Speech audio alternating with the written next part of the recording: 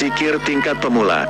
Ketika orang yang melakukan zikir itu masih di tingkat pemula, namanya orang yang masih terkungkung dalam suasana ia. Dan tidak masuk pintu apa hanya ngintip saja, maka dia juga belum sampai masuk ke dalam suasana keindahan zikir dan berbagai efek di dalamnya. Bahkan kalau tak ada yang menyemangati zikirnya, bisa saja berhenti. Itu adalah suasana hati. Karenanya suasana hatinya juga berpengaruh pada suasana lahiriah kesehariannya. Dirinya masih sibuk tarik-tarikan antara ibadah atau mencari uang untuk keluarga dan masa depannya, antara zikir dan keinginan untuk melakukan kerjaan harian. Tarik-tarikan itu juga akan mempengaruhi orang yang dalam tingkatan dasar itu pada level asbab dalam tingkatan maisah mencari pekerjaan dan doanya. Pekerjaan hariannya masih harus dengan bekerja baru mendapatkan uang. Tingkatan doanya juga masih harus disertai zikir dulu baru berdoa baru doanya diijabah. Dengan Allah masih berskala tukar sebagai orang jual beli.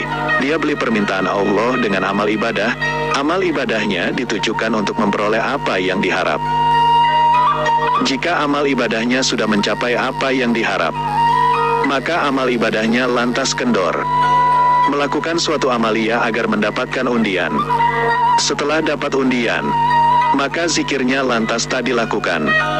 Atau melakukan amal zikir agar mendapat pangkat lurah, agar dapat gaji lebih, dapat rizki, dapat khodam, dapat ilmu del. Semua zikir yang dilakukan itu untuk mendapatkan apa yang diinginkan.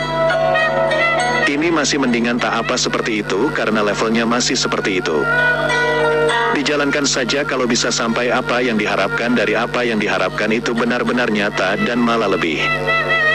Agar segera tersadar nafsu dari keteledorannya. Dan terjawab segala tanya dari terbukanya keimanan sampai ke ainul yakin. Yakin karena melihat apa yang dijanjikan Allah itu nyata adanya, bisa dirasakan oleh anggota badan, dan bisa dilihat oleh indera, dan terjadinya berulang. Suasana itu dinamakan suasana asbab. Atau orang yang masih terkungkung oleh sebab untuk mencapai sesuatu. Orang yang masih membutuhkan sebab untuk menghasilkan sebab yang lain yang lebih bersifat hakiki. Zikir yang sebelumnya dilakukan untuk memperoleh keinginan dari nafsu tercapai, lantas sudah tercapai. Nanti pengetahuan akan terbuka, kepahaman akan kejadian akan dimengerti.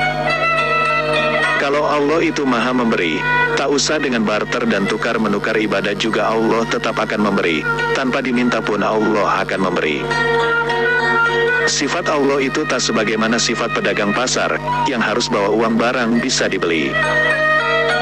Ketika keadaan seseorang dalam suasana asbab, dan timbul tarik-menarik antara memenuhi kebutuhan dan kebutuhan untuk mencari kedamaian yang hakiki lewat zikir.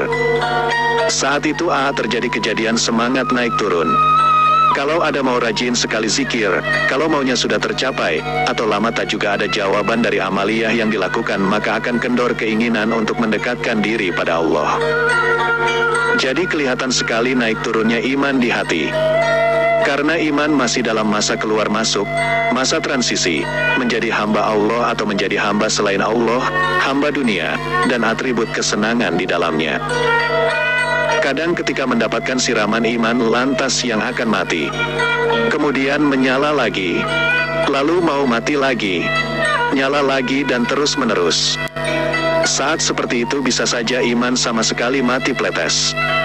Semua sudah tak ada keinginan lagi masuk ke dunia pendekatan diri pada Sang Holik. Tarikan gepiar dunia dan kesenangan nafsu lebih mengalahkan tujuan sebenarnya manusia diciptakan. Berbagai macam godaan syaitan lewat dunia dan segala kesenangan di dalamnya. Mengalahkan cahaya hidayah. Dosa dan kesalahan menumpuk-numpuk menggelapkan kepahaman pada yang hakiki.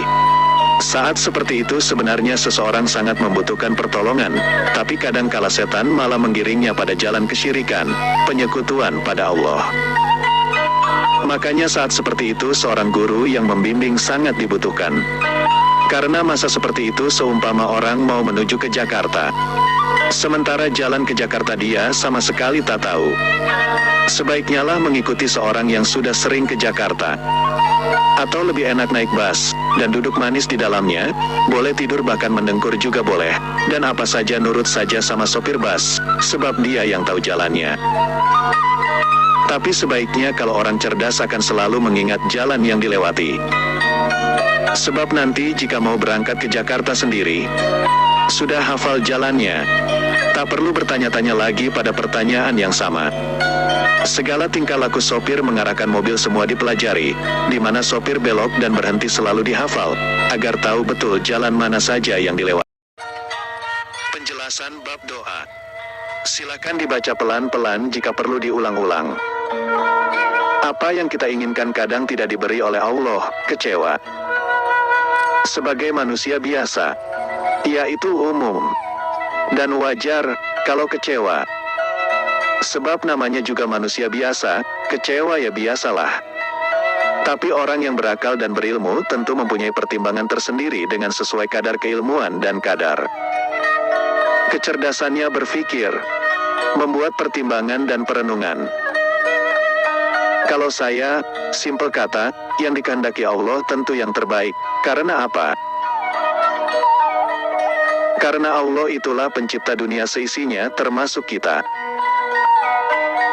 Jadi paling tahu apa yang kita butuhkan. Mana yang madorot, mana yang manfaat. Jadi apa yang diberikan dan dikehendaki Allah untuk kita, maka itu yang terbaik.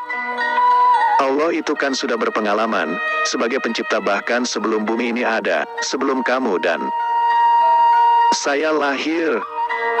Lebih jauh, kalau soal ijabah, ada kan Allah firmankan, Uduni astajib lakum.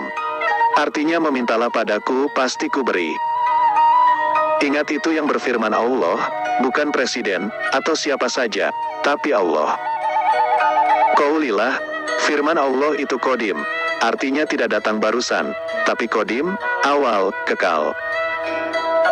Sebagaimana sifat Allah, awal, kodim, tidak ada yang mengawali.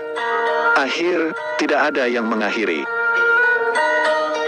Maksudnya mintalah pasti ku beri itu, zaman sebelum ada bumi ini, sebelum ada alam ini. Firman itu sudah ada. Dan firman itu tidak ditujukan kepada orang Islam. Tapi siapa saja, iblis tahu itu, makanya iblis meminta umur panjang sampai kiamat, dan Allah berikan. Jadi misal kamu minta, lalu ada jawaban, itu memang kamu sudah diberi zaman sebelum ada alam ini. Dan kalau dikembalikan kepada syariat, tandanya kamu akan diberi itu. Kamu diberi izin meminta, makanya ada orang yang ogah berdoa. Karena apa? Iya, karena tidak ada catatan takdirnya dia akan diberi. Jadi dia tidak diberi izin berdoa. Ingatlah haula wala quwata illa billah. Tidak ada kekuatan menyingkir dari maksiat, dan tidak ada kekuatan melakukan ibadah. Termasuk meminta, berdoa, terasa berat, gak mau, ogah, ora kuat, dungo wae ora kuat, abote nemen, peng-pengan. Lah memang, karena Allah gak mengizinkan berdoa. Bo poteng kondungo yomoh, pilih Melayu, yaitu sebab tidak ada tercatat di Lauhil Mahfuz kalau orang itu akan mendapat ijabah. Jadi ijabah doa itu sudah ada catatannya di Lauhil Mahfuz. Bukan Allah terus kepencut dengan gantengmu atau ayumu, atau ibadahmu. Allah gak butuh dengan doamu, terus rumangsamu Allah dadi sugenek kue dungo, dadi melarat nek kue radungo, la rumangsamu kue bose Allah pie. Allah itu berdiri sendiri, tidak butuh pada ibadah siapapun, tidak butuh dukungan siapapun. Jadi kok kamu diijabah itu sudah dicatat di Lauhil Mahfuz karena qauli ta'ala, firman Allah itu kodim, nah itu resep doa kita diijabah, jangan merasa lebih tinggi dari Allah. Allah yang memenuhi kebutuhanmu. Kue juragane, Allah pembantun, kue bose, Allah pekerjane yang kerjaan tukang memenuhi keinginanmu. Jadi harus mendudukkan perkara pada tempat dan kapasitasnya, kita itu hamba. Dan Allah itu Tuhannya. Allah memberi itu bukan karena kita meminta, bukan karena permintaan kita, tapi permintaan kita itu karena kita diberi izin meminta dan itu sudah dicatat di Lauhil Mahfuz sana. Kalau ini kamu terapkan, ditanam di hatimu, maka insya Allah doamu mudah diijabah Allah. Karena penempatan segala sesuatu pada tempatnya. Harus merasa punya perasaan kalau kamu itu hamba. Hamba itu definisin adalah seseorang yang tunduk taat pada majikan. Kita hamba Allah lah majikannya, Jadi kita berdoa di hati kudu ditanam kalau perbuatan doa kita itu adalah tanda bakti kita kepada Allah. Yaitu memenuhi perintah Allah, berdoalah padaku.